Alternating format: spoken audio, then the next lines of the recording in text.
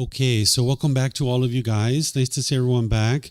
So I'm going to start with meditation like we do each afternoon. Typically what I do is I do chanting and then I'll guide you guys in a meditation session. There's a period of time of quietness. Then we come out of that with some more chanting. But what I'm going to do today is just do the chanting, and then you guys do your own meditation where you're focused on the breath, and anytime the mind moves off the breath, you cut that off and let it go and come back to the breath. And then I'm going to come out of it with some more chanting. That way you don't need to rely on me for guidance. And if you'd like to do loving kindness meditation, you can. There's no harm in that if that's what you choose. I'm going to do breathing mindfulness meditation, but maybe you need some loving kindness. So do loving kindness if that's what you'd like to do. If you'd like to chant along, you're more than welcome to. And then there'll just be the period of time of quietness, and then we'll come out with some more chanting. Arahang Samma Sambuddho Mahakawa Otang Mahakavanang Apivateyami Savakato Mahakavata Tammo Dhammang Namasami Supatipano Mahakavato Savaka Sangho Sanghang Namami Namo Rasa Bhagavato Arahato Samma Sambuddhassa Namo Rasa Bhagavato Arahato Samma Sambuddhassa Namo Rasa Bhagavato Arahato Samma Sambuddhassa Iti piso Mahakava Arahang Samma Sambuddho Vicacaranang Sammuno Sakato Rokavitu Anutero Purisa Dhamma Sati Satatawa Manusarang Bhutto Bhagavati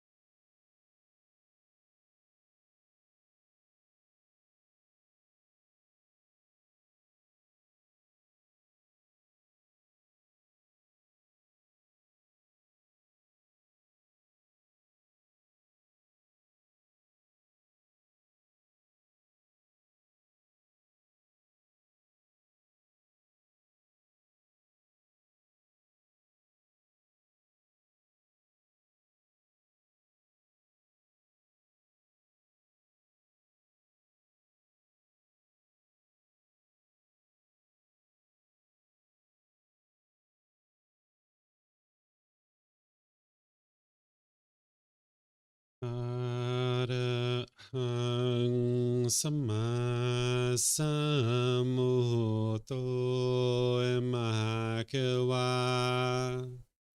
พุทธังมหาเขวันนังอภิวาเทมิ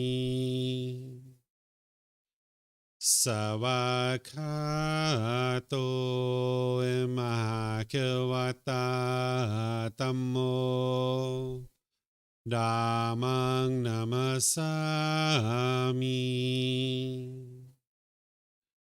สุปฏิปันโนมหาเขวโตสาวกสังโฆสังฆังนามามินะโมตัสสะภะคะวะโตอะระหะโตสัมมาสัมพุทธัสสะ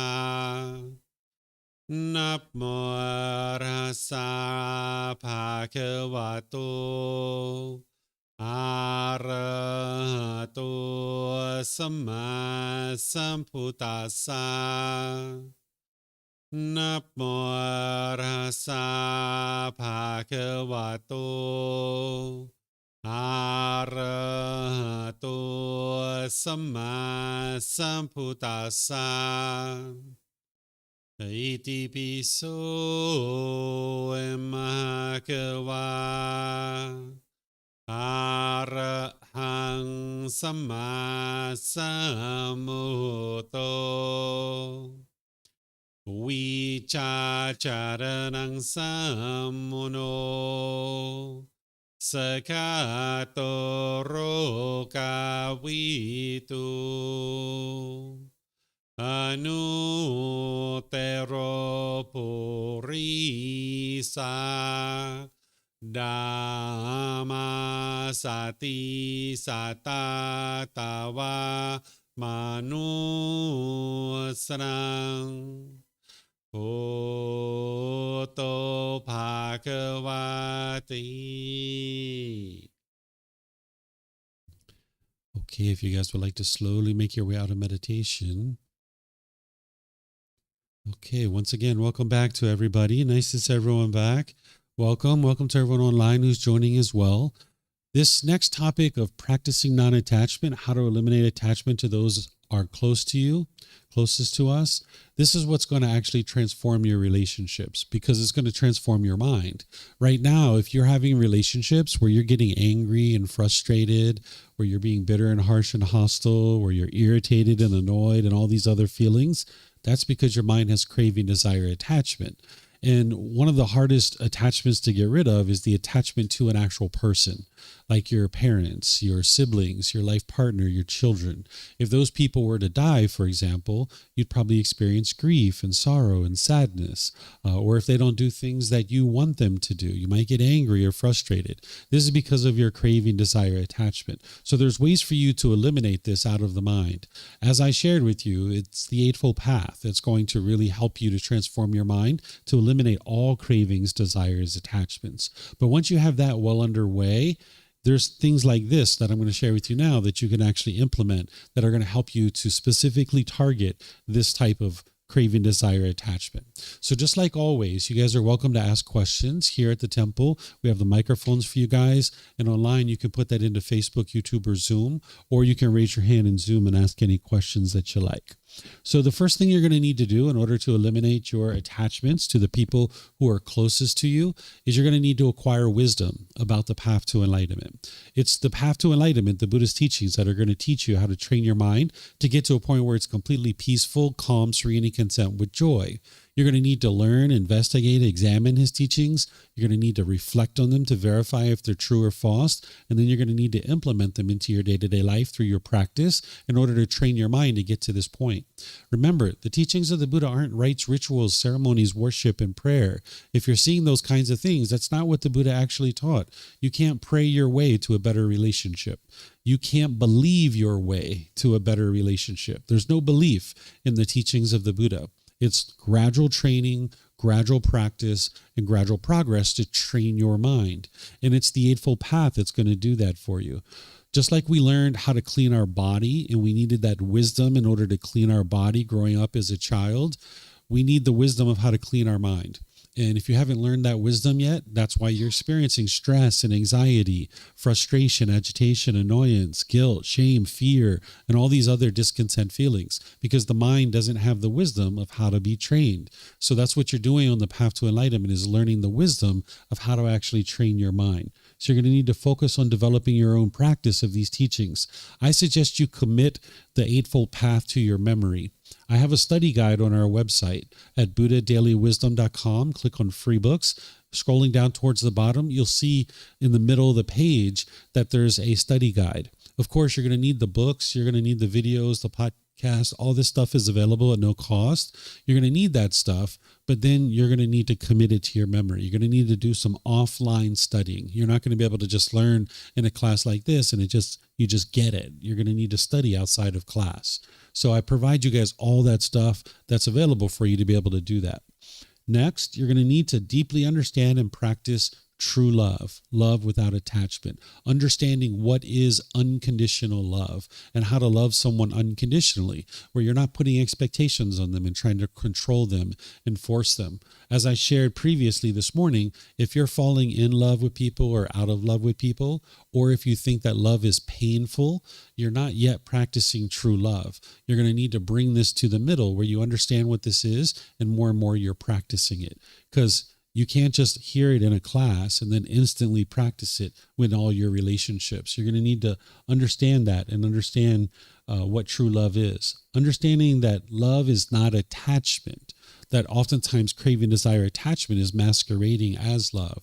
Or if you think you're missing a person and you think that's your love that's causing you to miss that person, that's your craving for permanence. You can only be happy when that person is in your life. That's not love. That's craving, desire, attachment. There might be love in there, but your craving, desire, attachment's in the way. But oftentimes people misunderstand because of their lack of wisdom. They think that that missing of a person is the love, or they think when they're grieving, when someone's died, they think that that's their love. But that's, again, the mind holding on and craving permanence. You can get to a point where you don't grieve when people die. Like I was sharing with you guys before we went to lunch, when my mom passed away, I didn't cry. I wasn't upset. I understood that this is normal. People are born and they're going to die. But if your mind's craving permanence, you will cry, you will grieve. My grandmother died last year. She was the most significant person in my life, right? She was like there for me for everything. She helped me with so many things. Loved that lady till the end of the earth, right? But I didn't grieve when she died. Not because I didn't love her. I love her just like I love all of you guys. But when she died, I understood. My mind understood that I didn't have a craving. And I'll explain to you guys how I did this. You're going to need to understand that each person has to have freedom of their own decisions. If you're trying to make decisions for other people, this is your craving, desire, attachment. You're going to need to pull that back and let everybody make their own decisions and be comfortable with whatever decisions they make. You might not agree with their decisions, but you're going to need to be comfortable with it and understand that they're making their own decision, and whatever decision they make, they're going to experience the results of that. And that's oftentimes part of the learning process, is that they need to make those decisions and struggle. You guys are going to see that as part of this. You're going to need to allow that struggle to occur. So it's important that you don't force your decisions onto other people, because what the mind does is, with your craving, desire, attachment, when you see mom or dad or brothers and sisters struggling, you experience painful feelings. You're experiencing frustration or anger or some other painful feeling. And you think the way to solve your painful feeling is to step into mom's life or step into dad's life or brothers and sisters and make decisions for them so that they don't experience that thing. And you think that that's what's going to solve your painful feelings. But that doesn't solve your painful feelings, because your painful feeling is from your craving. Getting this person to do things your way doesn't actually solve your painful feelings. It just is allowing your craving to get fulfilled. But you can't get your craving fulfilled 100% of the time. So stepping into someone's life and telling them what they should or shouldn't do doesn't solve your painful feelings. It actually just allows your mind to continue to hold on to its craving. And then this person's going to feel like you are forcing your opinions and views onto them, and they're going to resent you and they're going to push you away. So sometimes you're going to need to allow this person to struggle and just understand whatever decisions they make, it's their decision and they're experiencing the results of that. You can ask and invite people to things rather than pressuring or trying to force them. I gave you guys an example of this when I was talking about true love with my wife, where I used to go to her and I used to say, hey, would you like to go to this new movie? And she'd say, no, I want to stay home. And I was like, come on, you party pooper. Like, come on, let's go out to the movies. She's like, no, I would like to stay home. I was like, you don't love me, or else you would come to this movie with me. This is my craving. I'm trying to pull her. I'm trying to force her to come with me because I felt like I could only have fun if she went to the movies with me. I could only be happy if she went with me. Right? But this is just my craving, desire, attachment. Eventually she would come. Sometimes she would come and then she'd be grumpy. I'd be grumpy and we didn't have a good time. And sometimes she would stay home and I would go by myself and I would still be grumpy because I wanted her to come. Right? But then when I got rid of my attachment to her, then instead I would just ask her and invite her. I would say, hey, would you like to go to the movies? Nope, not interested. I'm going to stay home. Okay, wonderful. Maybe we'll go another time. Have a good day. We'll see you later, right? I'm going to the movies, right? I can maintain my happiness. So you can ask and invite people to come to the movies, come to dinner, come to a play or something like that. And if they say no, just understand that that doesn't mean they don't love you. That doesn't mean they don't care about you. It's just that they're choosing to do something different in that moment. You just need to train your mind to be able to go do that thing without your mind being attached to them, without your emotions being attached to them. And now you can go have fun. If they come with you, great. If they don't come with you, great. Can still have fun. That's what it means to be unattached, to be liberated, to be free. So ask and invite people, but when you're trying to force and control people, you're trying to pressure them, that's your craving, desire, attachment. You can allow this struggle, like I was saying. Sometimes people need to struggle, and that's how they're going to experience the cultivation of wisdom. This is one of the ways that you've cultivated wisdom. In certain situations in your life, you didn't get help. You just figured it out yourself, and it was a struggle and it was a challenge, but you cultivated wisdom. So sometimes you're going to offer people help. You're going to ask and invite them, maybe offer them help, and they're going to say, yeah, what do you have? And you help them. But in other situations, they're not going to want your help, and they're going to struggle. And you're going to see them struggling, and you're going to see, oh my gosh, this is so much easier if they just did it this way. But they're not interested in your help. So let them struggle. Let them work through that. That's part of the process of living this life, to be able to cultivate wisdom. And now when they cultivate wisdom, then they'll have that wisdom for the next time. If you're having painful feelings in that situation where they're struggling, that's your attachment. You're craving for them to be a certain way, and you can only be happy when they're experiencing certain thing. You're going to need to feel comfortable with having them struggle. My son experienced this a couple of times where we needed to let him struggle. There were times where he was hanging out with certain friends and me and my wife went to him. He was only like 7, 8 years old.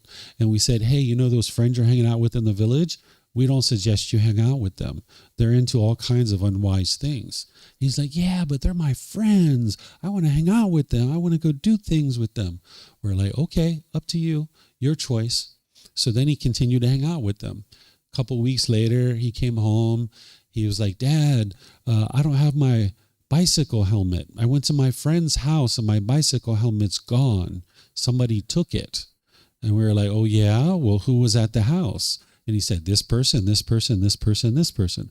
We said, who was not at the house? He said, this person.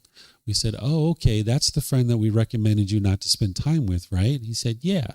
So basically we went to that guy's house. We figured out what was going on. He gave him his bicycle helmet back. This kid had stole his bicycle helmet. And we said, see, this is why we suggested for you to not to hang out with those friends.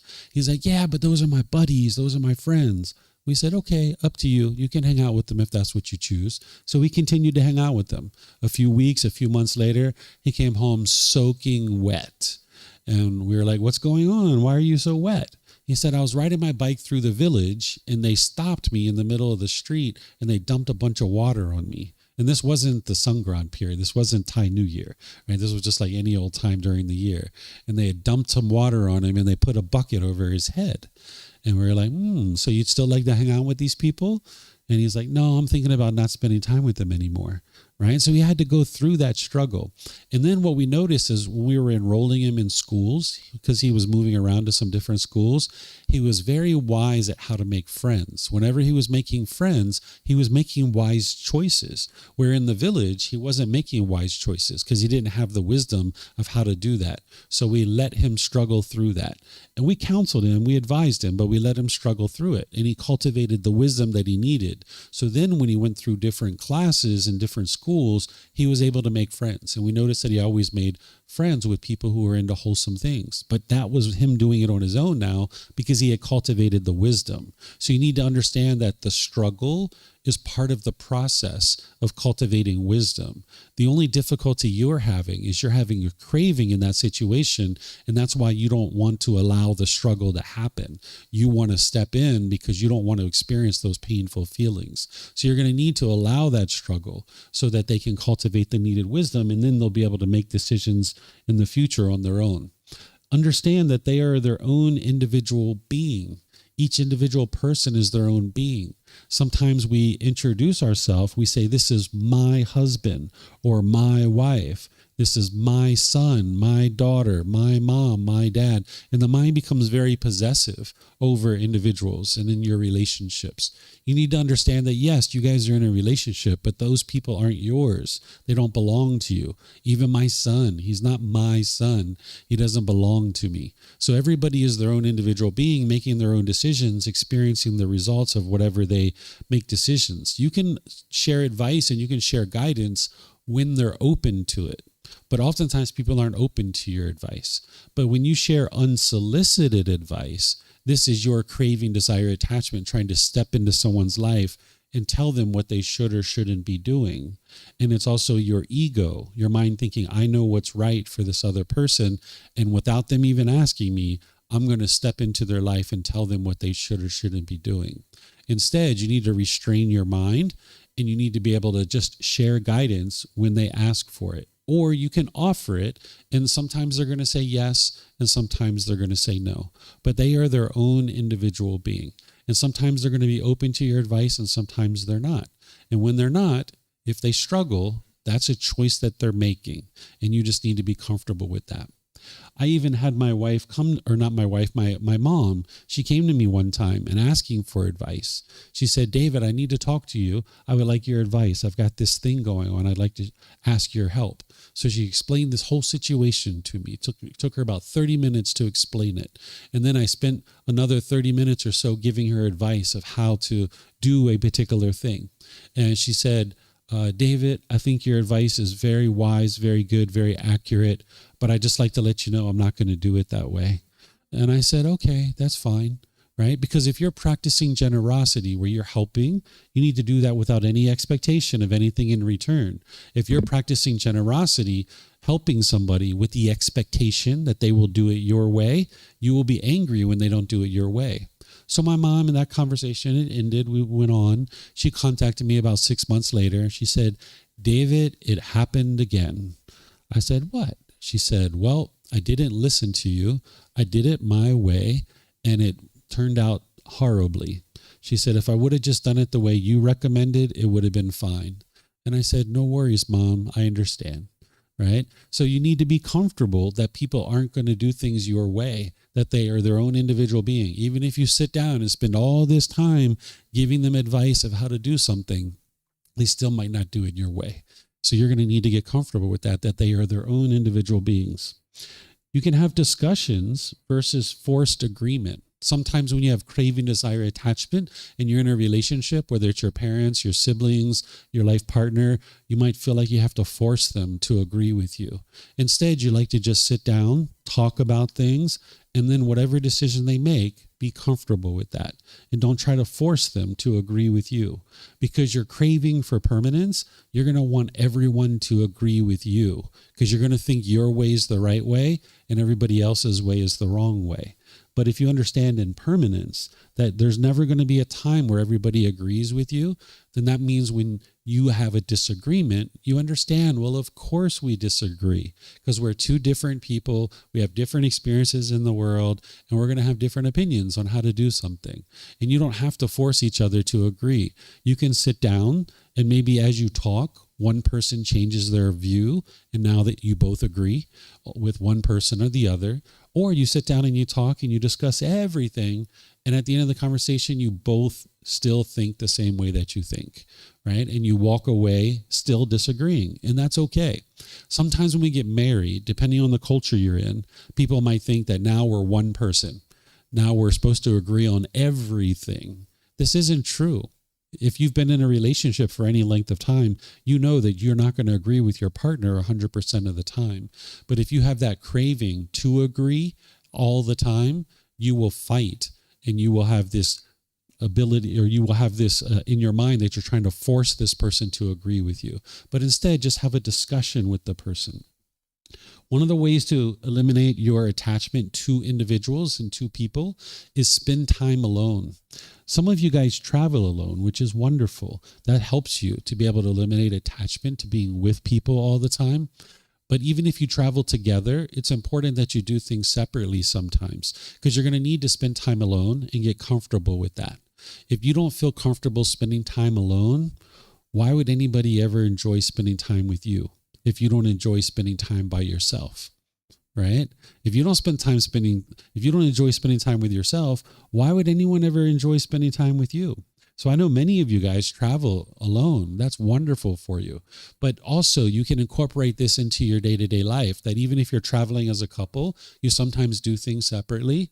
But also if you're in a couple or relationship, even when you're at home, you can actually sometimes sleep separately. Because when you guys sleep together every single day, it's building attachment in your mind. And you might think that if you're sleeping separate, that there's something wrong, because that's the way that we're typically taught, that when you're angry at each other, somebody's got to sleep on the couch, and now they're in the doghouse, right? But you can actually sleep separate when things are going wonderful in your relationship, and it trains your mind to let go. Because if you've ever been in a long-term relationship where you guys live together, if somebody goes on a business trip, you might have actually had trouble sleeping. You might have had difficulty sleeping because now your mind was so used to sleeping with this person next to you. When they leave, you have a hard time sleeping. That's because of your attachment.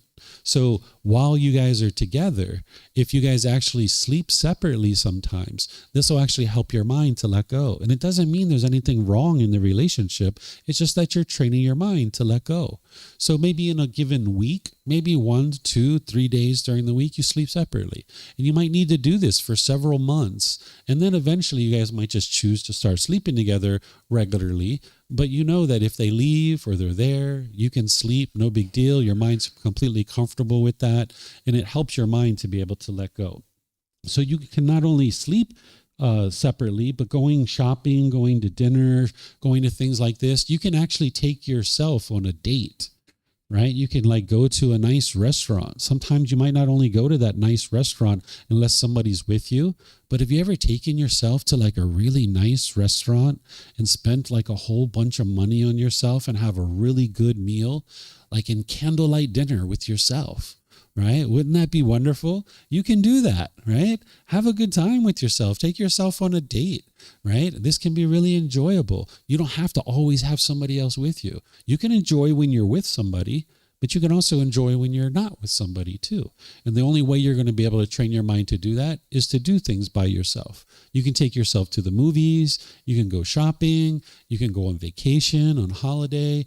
You can go get a massage. You can do all these different things alone. Because then if you can enjoy doing it alone, then you can also enjoy doing it with other people, because that's what you're going to need to be careful with.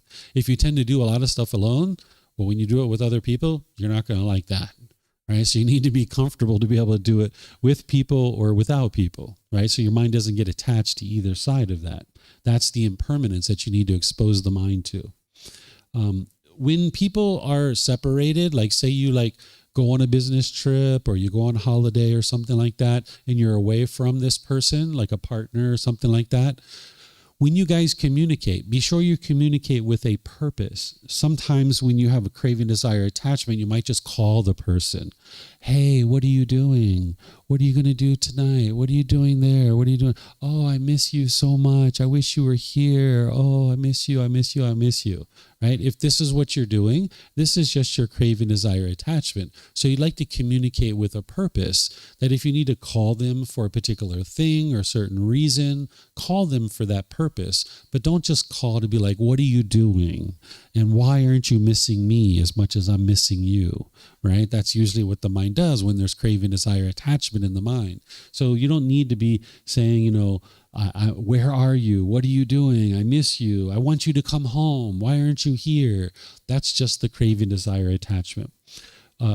Breathing mindfulness meditation and generosity is what's targeting all cravings, desires, attachments. So in terms of getting rid of your attachment to the people who are close to you, you're going to need to have that well underway, where daily you're practicing breathing mindfulness meditation and generosity, where you're giving and sharing with the people around you. This is part of the Eightfold Path. So you're going to need to practice breathing mindfulness meditation and generosity daily. This is proactive training your mind to let go. The breathing mindfulness meditation is where you're focused on the breath, and anytime the mind moves off the breath, you cut that off and let it go and come back to the breath. The goal of this meditation isn't to eliminate your thoughts. It's to notice them sooner and sooner and cut them off and let them go easier and easier. That's training your mind to let go, because the unenlightened mind doesn't know how to do that. Same thing with your generosity. When you're giving and sharing with the people around you and being joyful in sharing, it's training your mind to let go. Because with craving, desire, attachment in your mind, you'll be somewhat selfish. My money, my food, my clothes, my jewelry. You won't feel comfortable sharing with other people, and you'll hold on to things really tightly. So you're going to need to be able to share with people around you. And that's what's going to also help train your mind to let go. If you have the opportunity to be able to walk together in life, and then also with these teachings, that's wonderful. When you have a life partner who's choosing to learn at the same time as you, this is actually really helpful. But understand it's your own independent practice. Even though you guys might both be on the path, you're going to need to meditate alone sometimes. You're going to need to read books alone sometimes. You're going to need to come to classes sometimes alone, so that your practice isn't attached to them. If they're not getting on the path to enlightenment and they're not learning and growing and developing, they're going to keep struggling, and you're going to be becoming more and more peaceful. That's why I shared with you the topic before lunch. But slowly but surely, they will learn from you kind of informally. They'll see you doing things differently. But where you can both be learning and practicing the teachings, this is excellent for you, whether it's a life partner, whether it's children, other members of your household. You guys can all be supporting each other to practice non-attachment. This can be really helpful. I already mentioned about sleeping alone.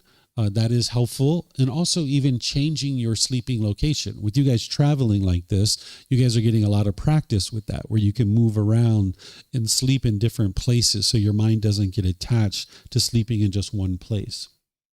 No attachment cultivates closeness. I don't know if your culture has this, but some cultures have this idea that a family that eats together stays together. I don't know if you guys have ever heard that before. This is actually not true.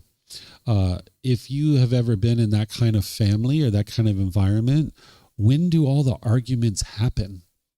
At dinner time. Right? Because nobody wants to be there. Some person gets hungry at 6 o'clock, another person gets hungry at 7 o'clock, another person gets hungry at 8 o'clock, but we're all forced to eat at 5 o'clock because that's what mom and dad said. We all have to eat at 5 o'clock. We all have to be hungry at 5 o'clock. And now no matter what we're doing in the house, everybody has to come at 5 o'clock to eat. And now we're grumpy and irritable, right? This isn't true that a family that eats together stays together.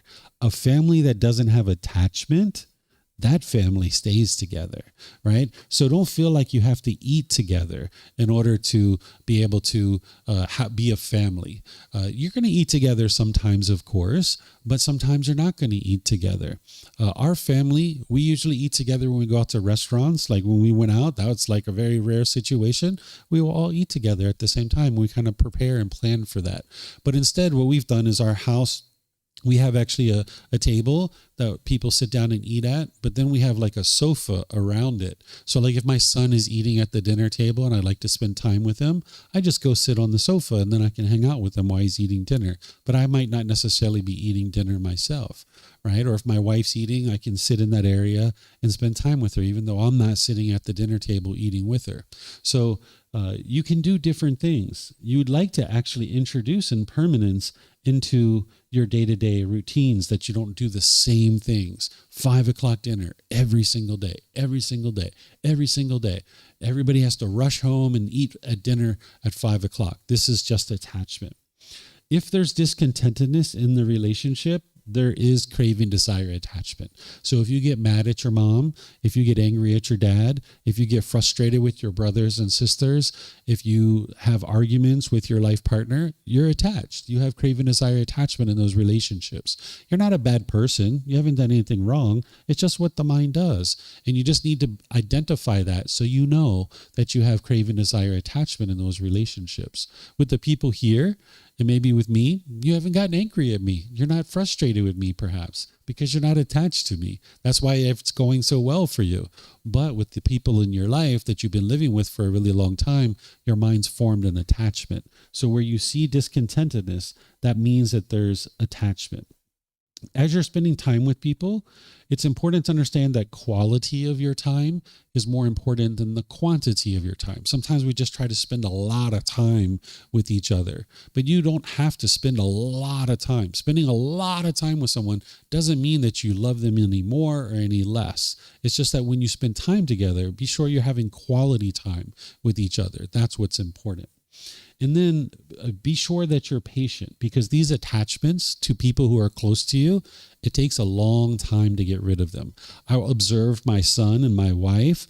It took her a good 5 to 6 years to eliminate her attachment when she was actively working on eliminating it. And she had the teacher there helping her to be able to see where her mind was attached. And it took her 5 years to get rid of her attachment to her son. So it's going to take you some time to get rid of these attachments. You shouldn't think that you're going to snap your fingers and instantly eliminate this stuff.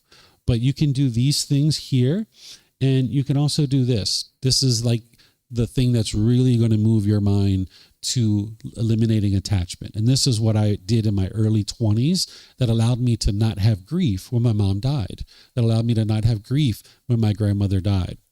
In the teachings of the Buddha, it's referred to as contemplation of death or reflection of death. This is where you actually sit and you close your eyes and you envision that this person has died. You don't aspire for their death. You're not wanting them to die. You're not planning their death, but you're confronting it in your own mind, because the biggest amount of impermanence that you can experience in a relationship is that person dying. Because once they die, the relationship's completely over forever. Right? And that's the biggest amount of impermanence that you can experience. And now that's typically where the mind's going to grieve when they die.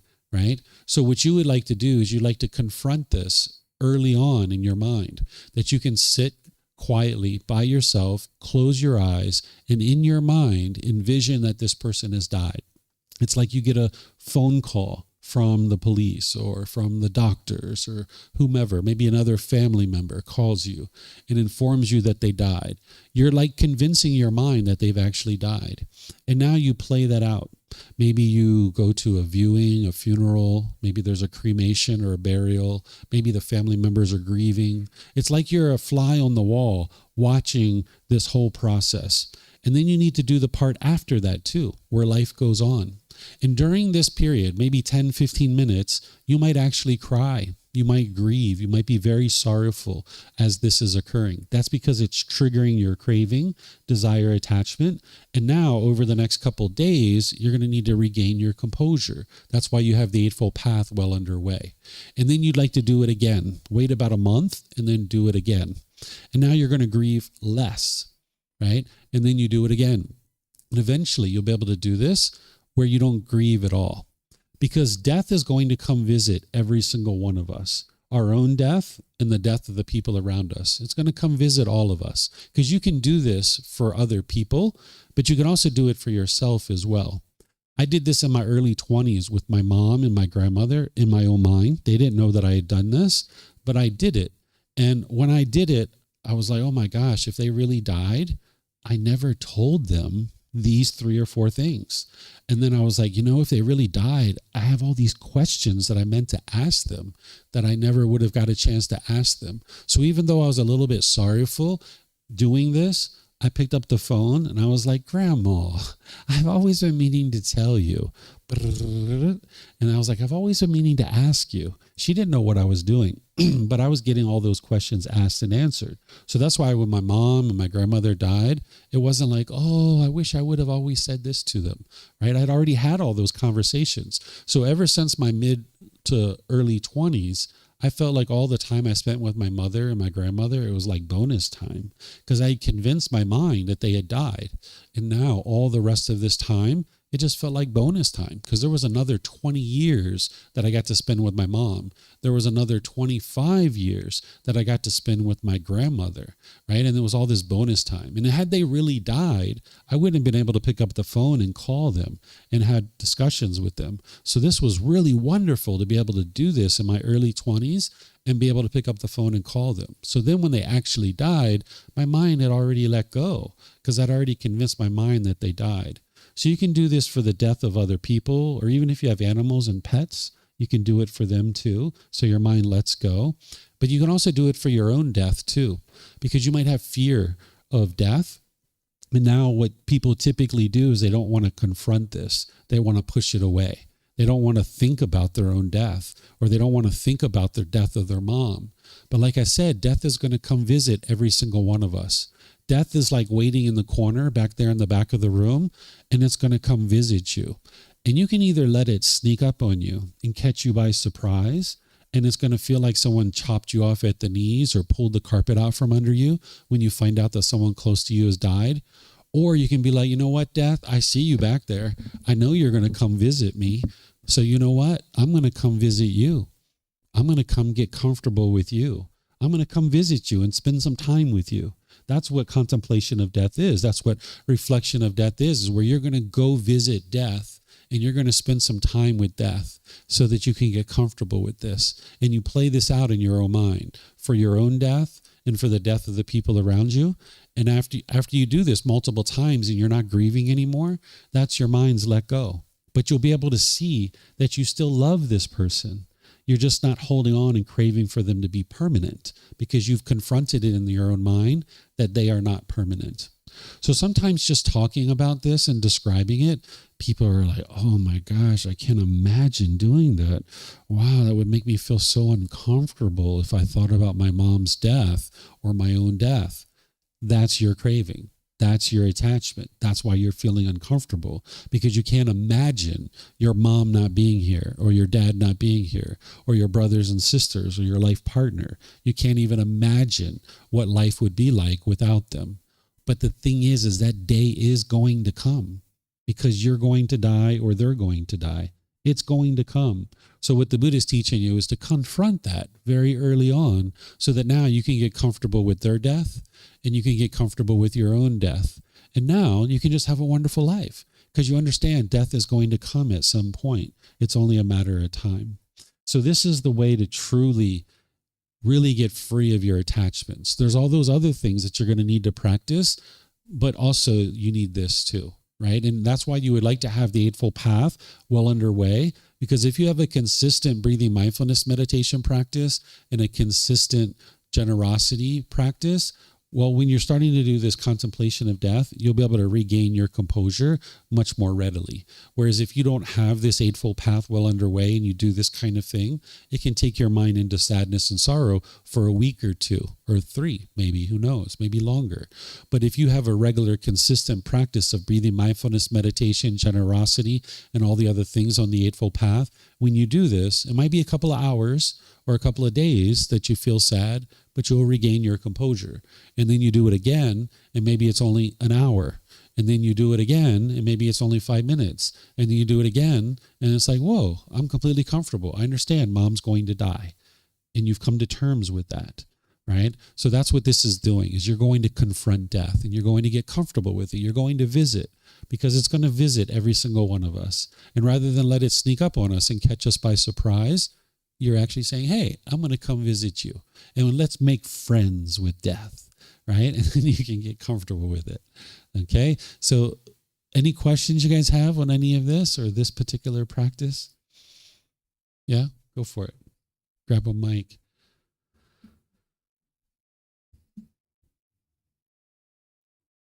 So when you were talking about sleeping, what about like different sleep patterns? I mean, are you saying that just a different location? And for Yes. example, her and I get up early. She sleeps in. She stays later. I go to bed early. Mm-hmm. That's working for us. Mm-hmm. Are you saying something different, or is that an example? Yeah. So in addition to that, I would recommend that occasionally you guys sleep separately in separate locations, separate beds, separate sleeping places. That's going to help to ensure your mind isn't attached. She doesn't want to, right? No? Oh. Oh, okay. She's like, I don't want his snoring around me. Does she? Okay. Well, yeah. So you would like to sleep in different locations from time to time. I would say like once or twice a week, and do it when things are good, and just look at it as like, this is part of our training. This is where you start to see that you can't meditate your way to enlightenment. It's not possible. You're going to need to do other practices outside of your meditation. Your meditation is like exercising the mind and taking your mind to the gym. But these are things that you're doing outside of meditation in order to train your mind to let go. So you like to do this for a while, and you'd like to do it for several months until you sleep just as well when you're apart and just as well as when you're together. And then also when you're in day-to-day life, that you're having just as much fun when you're together as when you're apart. And that's how you'll know that your mind is let go. Mm-hmm. No, no. When she's away, I like the bed because I can go diagonal and. Yeah. No, I was gonna say no. He likes. I wish you could get up early with me and go paddle boarding. I'm like, I'm an evening person. He's a morning person. Mm-hmm. I said, this is who I am, and that's who you are. Yeah. So. Yeah. So yeah, you guys work it out between the two of you. I'm not going to tell you when or how or where you're sleeping, But, like you but this said, is a that's- wise practice for you. It's like, this is who I am, and that's who In he is. in the, why don't you wake up early and go paddleboarding with me? That's where you ask her and invite her, and then sounds like she's going to say no, and then you just be like, all right, well, I'm going to go anyway, right?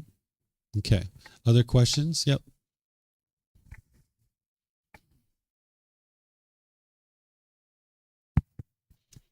Yeah. So my kind of question is that there is quite a few times that I want to do something, and then I ask my partner, "Would you like to do that?" And then he's like, "No, I don't really feel like it." And then I catch myself like many times saying like, "Oh, I don't want to do it then either." Yeah. Or like we go out, you want some ice cream? He's like, "Oh no, I don't really feel like ice cream. I don't want to eat ice cream either. If I have ice cream, I want to share it with you." Yeah. So I do see this happening quite many times, and being in this course is one of those, because I did see it online, even doing on Friday when we did the walk and all this. I did ask him, "Would you like to join?" And he's like, "No, not really." And I was like, I'm not gonna do it either. But in the end, I pushed myself to do it. So I guess I'm a little bit afraid, and as I'm saying it, I think it's still my attachment that we are going to grow. Like, he is now working at home and growing on himself. So I'm a bit afraid that we're just gonna a bit grow apart. And I guess, is that still kind of like my attachment, that I'm afraid to lose the relationship, even if we are many years together? We've been separated for a year and a half during COVID, so we had this forcement to be separate, and we still survive this distance relationship. So it's not like just started the relationship. We've been together for a long time, but I still have this kind of like, what if we both love growing, but what if we grow in separate ways? So I'm still trying to bring him to my events, and he's trying to do to his things where I have no interest. So it's kind of like, is he still being very attached, or any recommendation? Yeah. So that fear, when you say I'm afraid, that's coming from your attachment. You're craving to be with him permanently, and the idea of you guys separating, your mind doesn't like it. So that's why you need to do this reflection on death or contemplation of death, and understand that you guys can have separate activities and do separate things, and you can grow in different ways, and that's okay, because you're not going to be the same people that you were when you first met. Like me and my wife, we met 19 years ago, right? We are completely different people than we are today, right? Back then, I was a business owner. I had lots of employees. I had lots of money, driving on all these different things and taking on all these trips. I don't do that anymore, right? And she was the stay-at-home girlfriend who cooked and cleaned and did laundry and all that stuff, where now we're completely different than that. So if you get attached to this person of being a certain way and having them involved in all the things that you want to do, then you're going to be discontent. Sometimes what we think that I have another class that I'm going to be teaching as part of this course. I'm going to teach it tomorrow, I think it is, or maybe the next day. I forget which day it is, but nonetheless, it's about how to select a wholesome friends and life partner. One of the things that I share in there is that you need to feel comfortable doing separate things and understanding that these activities that you do, they're going to be changing, and that's okay, that this person's going to change, that the activities that you do, oftentimes we feel like, we're going to meet Prince Charming or Princess Charming, and they're going to make us feel whole, and they're going to make us feel complete. And now everything that we do, they have to do it too, where that's not true. That you have certain things that you do as a human being, and your partner doesn't have to be involved in all of those things. We're here to support each other in life, but we're not here to be each other's 100% life. So like, for example, me and my wife, we don't have like deep, meaningful, intellectual conversations. We don't do that because her English isn't that deep and that well developed. We have conversations, and when we first got together for the first several years, we had a lot deeper conversations and talking about a lot of different things. But after 19 years, it's like, this person pretty well, right? Like, what else is there to talk about, right? So now it's just like, I already know what she's thinking. She already knows what I'm thinking, and we just make it happen, right? All the deep, meaningful conversations I have with you guys. That's what I do with you guys, right? So she's not going to supply me with everything that I'm interested in doing in life. So same thing with your partner. If you're interested, I'll just use paddle boarding and rock climbing and hiking, and let's just say he's not interested in that stuff. Okay, great. Well, you go find other people who are interested in that stuff. And when he says he's not interested in doing that, okay, wonderful. That's his activities. He's doing other activities. So you guys will have some activities that you do together, but then you're going to have some activities that you do separately. And that's okay. That's impermanence. But your mind's going to want him to be involved in every single activity. So that's good that you're starting to not do that. Because my son used to do this too. He used to say, hey, Dad, let's go play basketball. And I would go play basketball with him, right? And I'd play with him 2, 3, 4, 5 times. And then he said, hey, Dad, I want to go play basketball. Will you go play basketball with me? And I say, no, I would like to stay home. And he's like, okay, well, I'm not going to go play either then, right? So then I saw that he was attached to me. So then I changed it. He said the next time, he said, hey, Dad, do you want to go play basketball? And I said, I'm doing something, but why don't you go play basketball? And then I'll join you afterwards. Right? You go play. So that way it got him over the threshold that he could go play. And then I let him play for like 10 minutes by himself. And then I showed up later. Right? And then we had fun. So then the next time he said, Dad, would you like to go play basketball? And I said, I think I'm going to stay home. He said, okay, I'm going to go play. Then he went and played by himself. He wasn't attached to me, right?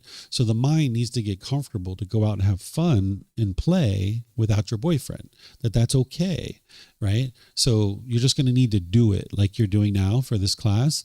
so that that'll help your mind to get over the threshold and be comfortable. Sometimes you're going to do things together, sometimes you're not, and that's okay. And you can enjoy both of these experiences fine. And you don't have to be afraid of you guys growing apart, because as you're growing individually, even if you're growing in different ways, you will enhance each other's life. Because my wife is growing in completely different ways than me and what I'm doing. But because we have this relationship, we're living this wonderful life together and supporting each other in what it is that we're doing. So you're going to grow in different ways. And that's okay, because then as a couple, you actually have all this growth as individuals, and it contributes more to what you guys have available to you as a couple. Mm-hmm. Yep. Yes, sir. Yeah. Mm-hmm.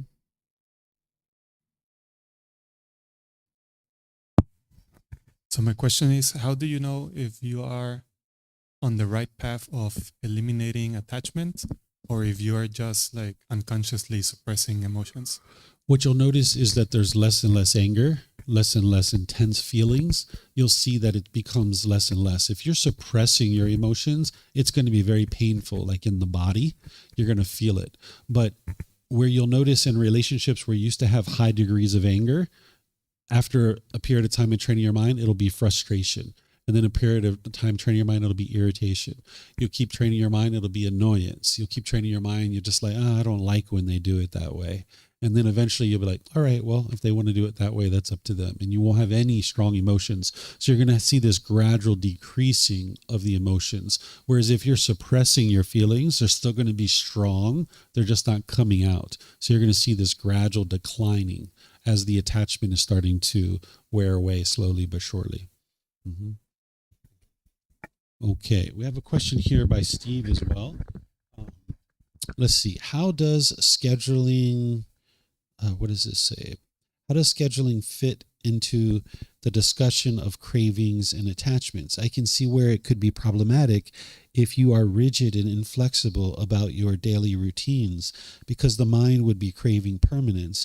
But if the routine exists solely for the purpose of efficiency, do you still suggest introducing more impermanence to disrupt that routine? Yes. Anytime you have a routine, that's your mind just trying to repeat the same thing over and over and over and over and over again.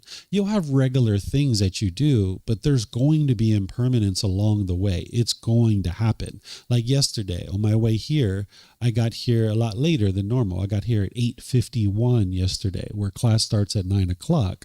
Normally, I get here around 8:15, right? So impermanence is going to happen. I generally come here between 8:15 and 8:30, but it's going to happen.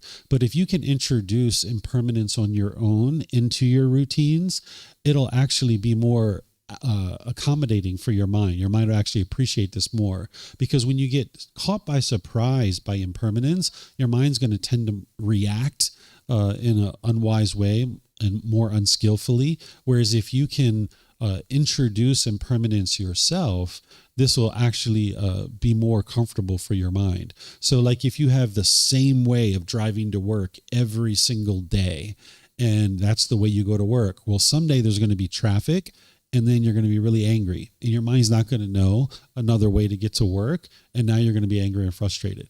Whereas if you go the same way to work every day, on certain days, try to take a different way and introduce some impermanence, and now you have 2, 3, 4, 5 different ways to get to work. So that way, when you take your regular way and there's traffic, now you just know, like, oh, I can go this way or I can go that way. The mind will be at ease because you already have options. You already have cultivated that understanding. So yeah, where you have routines, you would like to introduce some impermanence there. One of the things that we used to do, like my son used to go to school. Now he does homeschooling. My wife used to take my son to school in the morning because she's the morning person, and I would pick him up in the afternoon because I'm the evening person, right? But there were some days where we needed to switch that around. So we kind of generally had, you take him to school, I'll pick him up. But then every once in a while, she had something come up or I had something come up, and we needed to switch this around. And we understood that this is just impermanence. That's normal. So where you see that you have these kinds of things, you would like to introduce some impermanence. Like one of the things I'll share with you guys, when students come to class, sometimes they will sit in the exact same spot every single time. Some of you guys, I don't think are doing that. You guys are all mixing it around, but oftentimes students will sit in the exact same spot every single time. And that's your mind craving permanence. And what you would like to do is introduce some impermanence where sometimes you sit in different spots, and this will help your mind to not crave permanence. So wherever you see your mind doing things and wanting permanence, introduce some impermanence so it never gets a chance to grab on to any of these kinds of things. Okay. I don't see any other questions anywhere. Okay, so it's the end of our day. It's a little bit after 3, so I'm just going to end the same way I always do, which is thanking you guys. Thank you for growing and developing on the path to enlightenment, being interested to learn. I know it's not easy coming to a place like this, sitting on the floor, sitting in a place that you're not used to, having activity around you that you're not used to. I know that that's not easy for you guys. Coming to a place like this, hearing things that are very different than the way that you currently think about the world. So coming to a place like this, you're learning things that are completely opposite that what you currently think you understand about the world. And that's really challenging for the mind. Some places like this you go to and they just teach you a bunch of beliefs. There's rituals, ceremonies, things like this, prayer, and then you go outside and then everything's really challenging for you. So it's really easy up front because you go somewhere and you just believe a bunch of things, do some rituals and ceremonies, but then life is really hard later because you haven't cultivated any wisdom. Coming to a place like this, it's a lot more challenging up front because you're learning a lot of things that are challenging the way you think about the world. But then when you go out in the world, it's a lot easier because you've cultivated wisdom and now you can navigate the world more peacefully. So when people are coming to a place like this to become a better person and grow and develop, I really admire those people because you're willing to do the hard work and you're saying, hey, I'm interested in becoming a better person and I'm willing to put in the hard work to do that. And that's why I say thank you and welcome at the beginning of each one of our classes. And that's why I say thank you at the end of each one of our classes. Because as you become a better and better person, it's helping you, it's helping those close to you, and it's helping all of humanity. Because as you become less and less angry, less and less bitter and hostile, it's helping you to get to more and more of a peaceful mind. It's helping the people around you because you're not being so bitter and harsh and hostile to them. And it's helping all of humanity become a kinder, gentler, more loving place to be. So thank you for your contribution to the world by working on yourself and working on your own mind. Okay. So tomorrow we've got some more topics that I'm going to share with you. We're going to start off our morning with meditation, with loving kindness, just like always. And I'm going to share this topic of sharing the path to enlightenment, how to guide children along the path. If you're interested in having children, you're going to need to teach them many things. This is one of the things that you're going to need to teach them. If you currently have children, you're going to need to teach them. But if you're not even ever interested in having children, or you don't think you ever will have children, you can actually still learn this topic, because not only am I going to gear this towards sharing the path with children, but if you're interested in sharing it with your brothers or sisters or your husband or wife or your parents or something like that, the same lessons that I teach here are going to apply to those people too. So why I call it sharing the path to enlightenment, how to guide children. It's really how to guide anybody on the path. So I'm going to be teaching you guys all of that. And then in the afternoon, I'm going to teach you guys developing and maintaining relationships, choosing wholesome friends and a life partner. Because if you choose wisely who to involve in your life, it's going to produce wholesome results for you. But if you choose unwisely, it's going to produce the opposite. It's going to produce unwholesome results. And you need to make choices about wholesome friends and a life partner without judging them, without looking down on them, and without trying to put yourself above or below people. You're not interested in having conceit or arrogance. So I'm going to teach you how to make wise decisions about who to involve in your life without having judgment and putting people down and looking down on them. So whatever you guys choose to do today, have a very lovely and wonderful rest of your day. We'll see you next time. Sawadee-kap. Sawadee-kap.